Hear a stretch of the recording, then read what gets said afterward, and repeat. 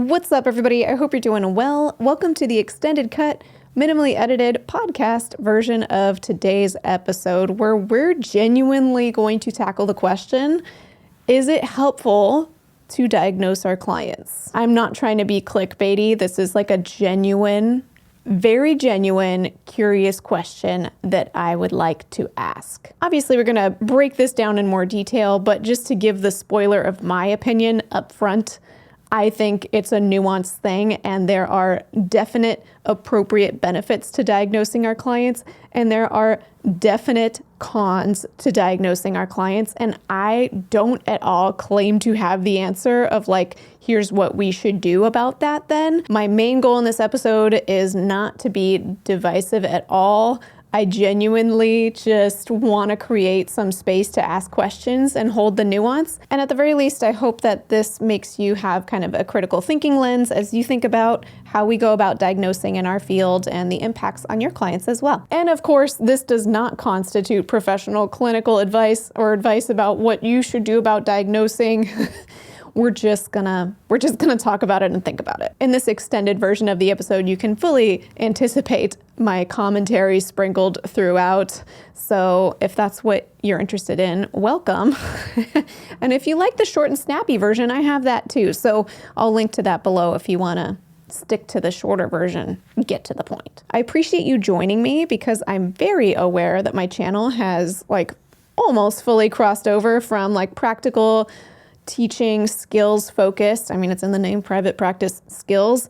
It's pretty much nearly crossed over into more of a commentary channel, into emphasizing more nuanced things that I don't necessarily have the answer to at all, but I'd really like to start a conversation around, or, engage in a conversation that's already happening, and hopefully kind of fan the flame of others talking about some of these things. So thank you for joining me. I really appreciate those of you here. I definitely have lost some subscribers because of that, which I get it. Like, this isn't what I came here for, Marie, so I'm out. Cool, totally get it. But I've been enjoying this phase, and even if it's a smaller audience that's interested, I see you. Welcome. I'm glad you're here. So let's get into it today. I've always had a lot of wonderings, thoughts, opinions, changing opinions even, about how beneficial it is to diagnose in our field. I mean, I've been all over the map in my years as a therapist on what my opinions are. And now I've just landed in a really nuanced place of like, I don't totally know. Like, I think I know enough now to be like, I don't know if there is the answer, at least based on how our system is currently set up. So that's the approach we're going to take to our conversation today.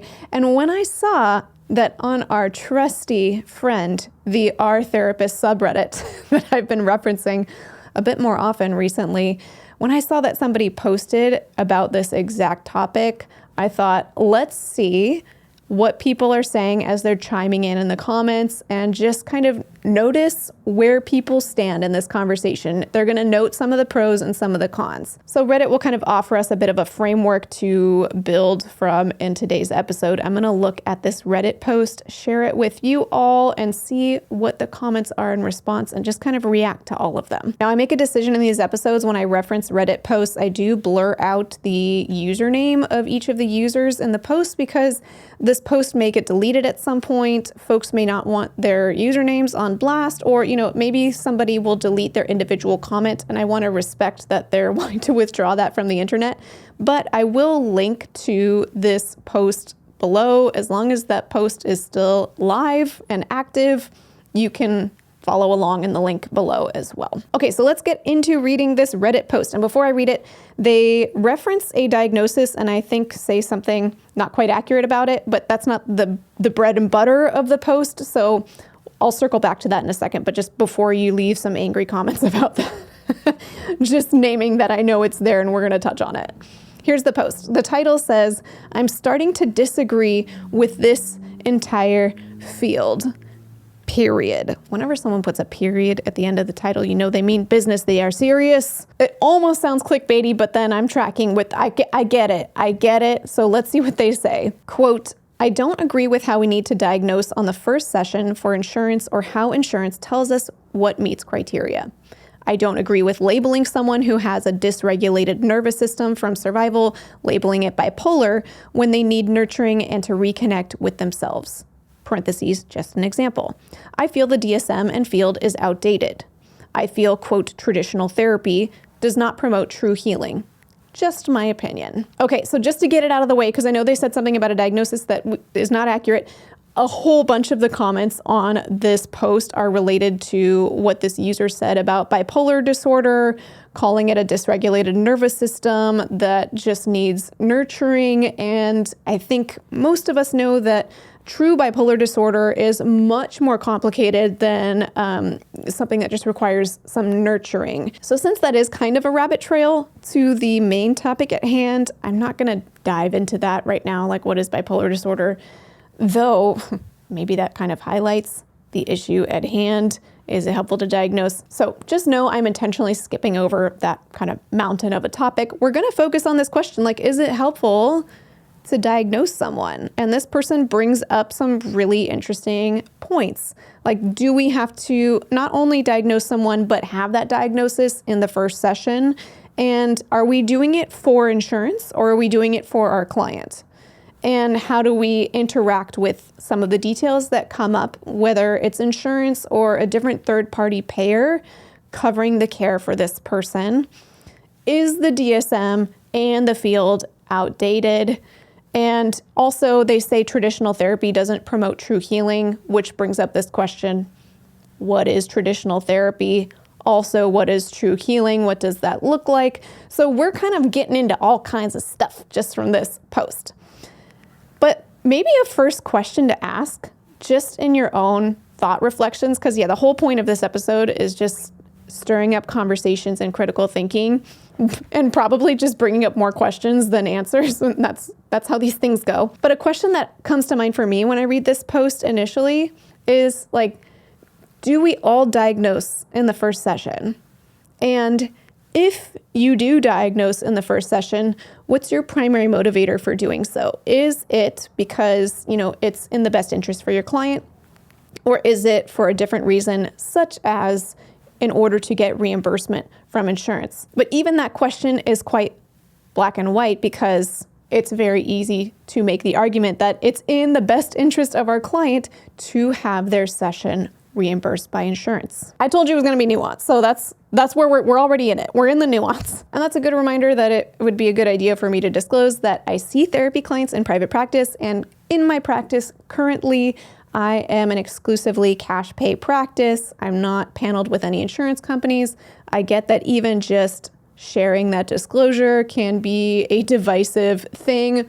We're not going to get into that today, but one upside, I think, of that disclosure is I do feel free to just sort of speak a little bit more freely about this topic, because there's no insurance company breathing down my neck, checking in on like auditing my stuff and whether I'm going about diagnosis properly and stuff. So even if I were, hopefully I'm not going to say anything in this episode that would be questionable like that, but that seems like an important disclosure. What I will say is, a very long time ago, I did used to accept insurance, and even before that, pre-private practice, I worked in various places where we were funded through places like the county or other third-party payers. And from what I've observed, it does seem like diagnosing looks different depending on who's paying for the therapy, whether the client is paying themselves or if somebody else is paying for it. So that's technically not supposed to be the way that it goes. And if somehow we're diagnosing differently than whatever the client meets criteria for, and we get caught and we're audited by insurance, especially if we're billing insurance, then that can be considered insurance fraud. So we're getting into that weird territory right now. We're going to start to see some of that pop up in the comments. So I sorted the comments to this post by top comments. I don't know how Reddit sorts these, because you can do it based on top comments versus best comments. And I don't know the difference between best and top. So I just said top, which I assume has the most upvotes. Do you have any guesses what the top comment is going to be? I would have guessed that it'd be about insurance, and it is, but it's a different angle than I thought it was going to be. And it's interesting that this is the top comment.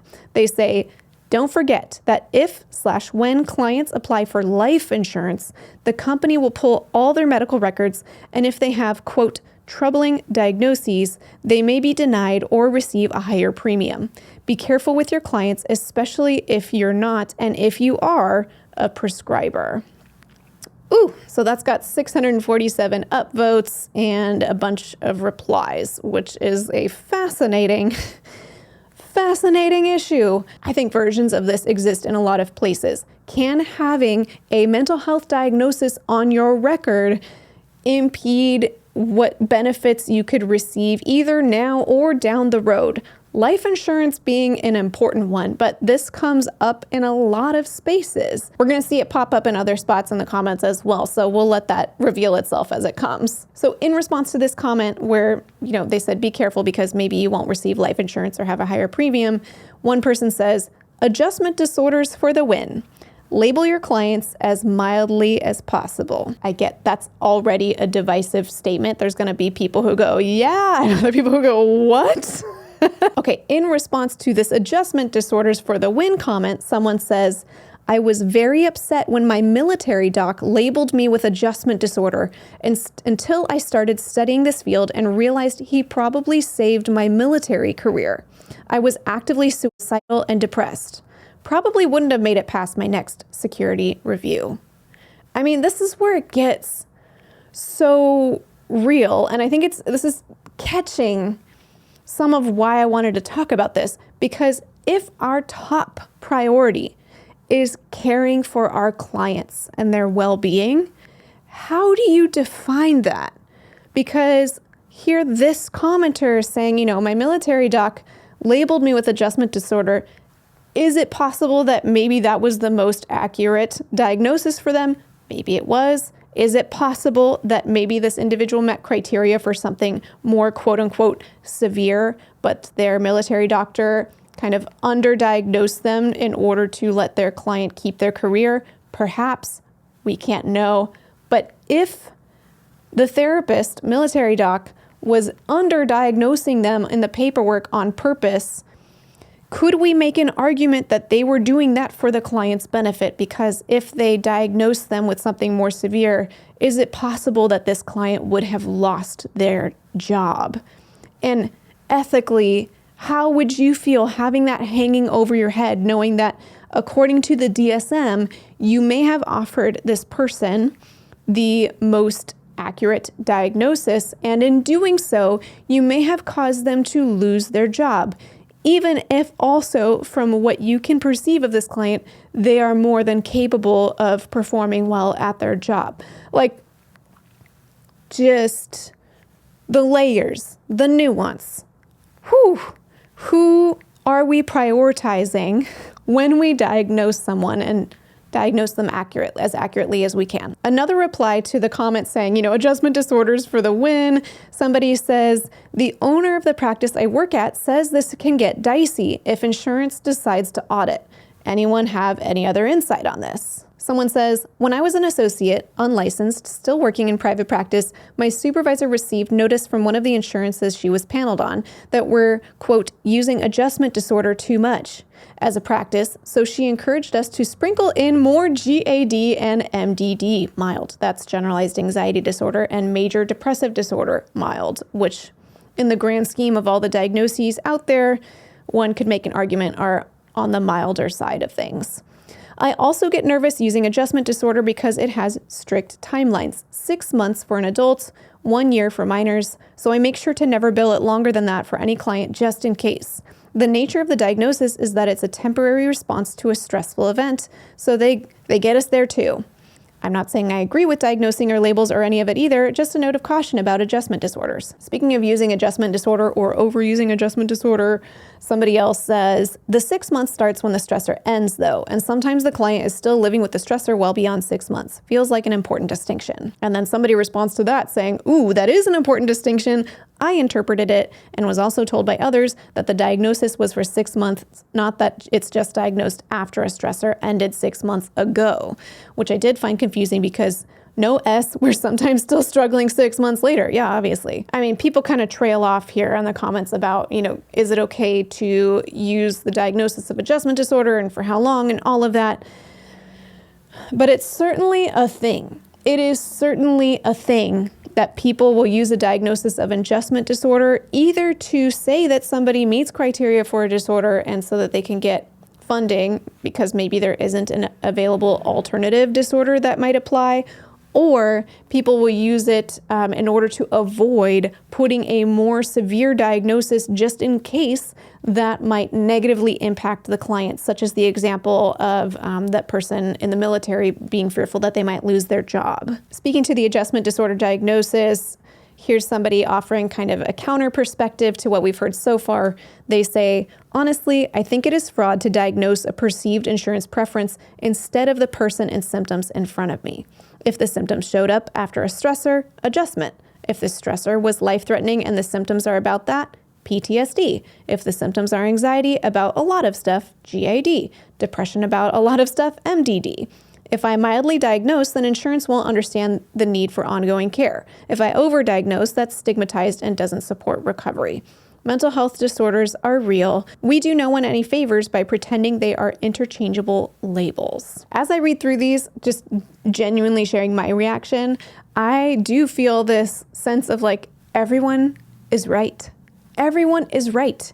It is insurance fraud to adjust down or adjust up your diagnosis for the sake of trying to benefit your client if that's not the diagnosis that somebody meets criteria for based on the DSM. And let me repeat what I said earlier, that I'm not offering any sort of recommendation or opinion about which of those paths is the best one or the right one or what you should do, but it's not cut and dry. Like, we might be leaning into doing the right thing by insurance, but it may still potentially harm our client in some way. Or we may try to do the best thing by our client, but then we may be dabbling in some insurance fraud. And there's an ethical dilemma happening here of like, which of those things do we prioritize? And sometimes there's even more layers beyond those.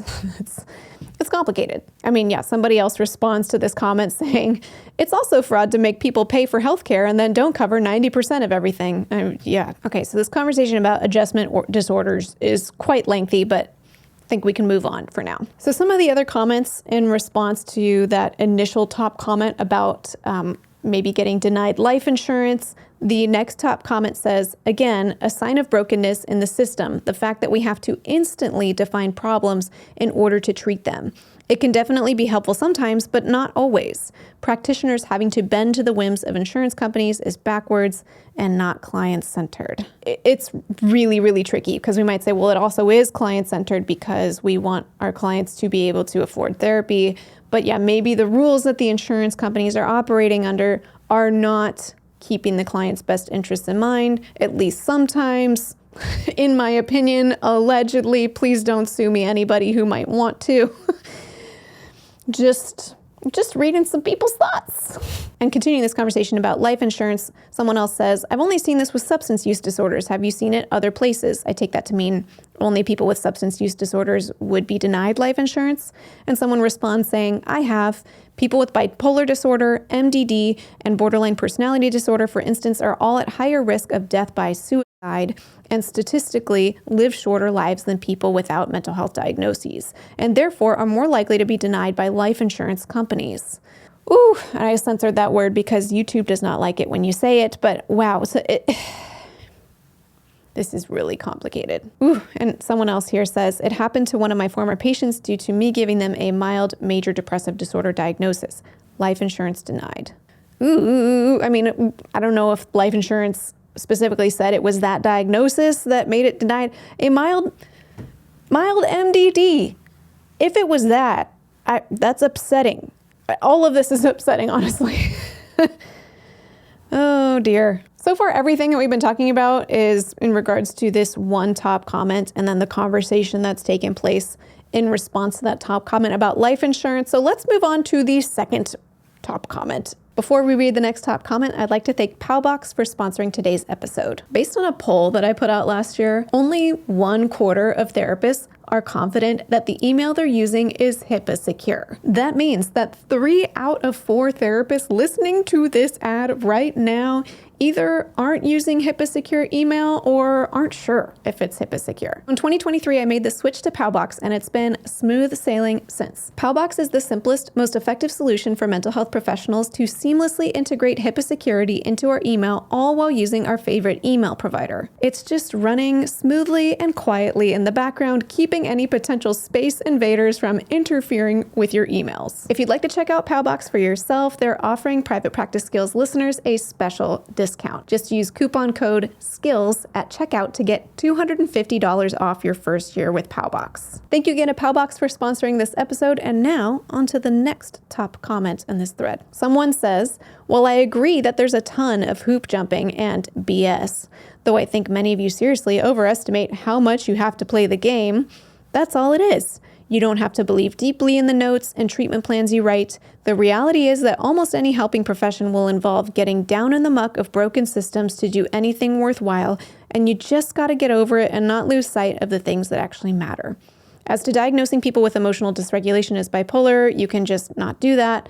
Working in acute inpatient, I was blown away by how many outpatient therapists had no idea what mania actually looks like." Yeah, and there's a whole bunch of side conversations about that piece.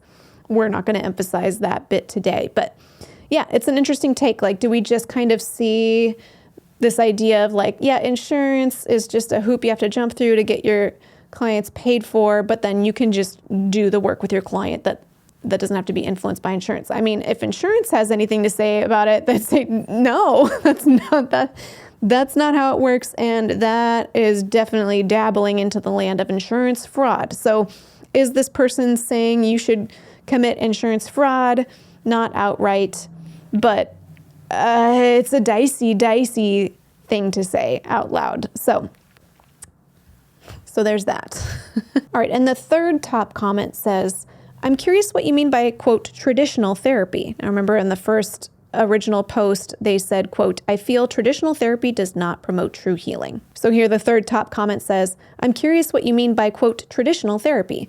I would call myself a traditional therapist, but I'm certainly no fan of how the insurance industry, state governments, Medicaid, etc. create barriers to healing. However, I have chosen to work within that more traditional system in order to serve the people who are there as best I can and advocate for a better system." As I read that, at least, I feel like I connect with that because I could probably say the same thing myself. And I think that probably represents where a lot of us are as therapists. When we become a therapist, we genuinely want to help people. Most of us, I do believe that. And we're trying to do the best we can to help people within the existing systems that be. And we all kind of take different routes to make the best of it. So it looks different from person to person, but most of us aren't feeling like zero cognitive dissonance around like, I'm doing the best I can to help my clients, and like it's easy for clients to access care and for me to get paid and to like work with the powers that be to make sure that therapy is paid for and affordable. Like, I think most of us know that the system is a hot mess, but people still need help, and we're here to help as best as we can within the existing system. So here we are. And can we at least come together on that? Maybe, I don't know. I'm sure that was still a hot take, but I think that's maybe what this commenter was alluding to. Okay, somehow I've already been filming for a while and I feel like I just got started, but the next top comment on the post says, "I view this in a way you may like and may sound familiar." That's an interesting way to start a comment. Two things can be true at the same time that do not align. You can fulfill the insurance requirements while still holding your own views on diagnosis and treatment. Insurance is a means by which you get paid, and there are requirements they ask in order for them to pay.